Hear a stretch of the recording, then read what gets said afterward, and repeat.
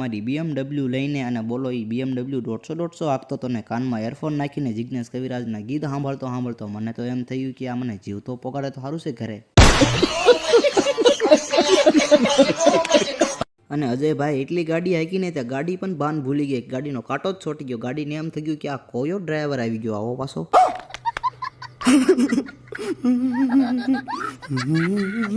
અને હા, હું મારી ભૂખને તો નથી જ ભૂલ્યો. અને અહીંયા કોકના VIP લગ્ન હતા ને એટલે મને એમ થયું કે લઈને હું ખાવા પગી જાઉં. પછી મને પાછો એવો વિચાર આવ્યો કે અમારી BMW તો 150 હાલી જાય છે, પછી ઊભી રાખું તો ઊભી રાખતા 5-6 દી આમનું જ્યાં જાય.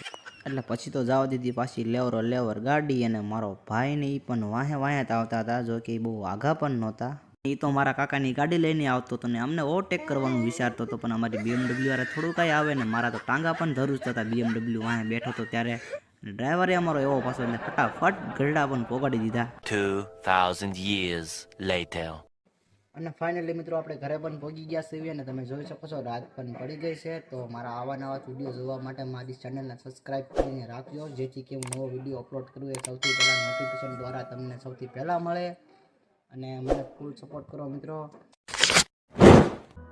તો બધાને મારા તરફથી ગુડ નાઇટ મિત્રો અને શુભ રાત્રિ પણ. અને મળીએ એક નવા વિડીયોમાં. તો બાય બાય મિત્રો, મળીએ એક નવા વિડીયોમાં. Hold me close till I get up. Time is barely on our side.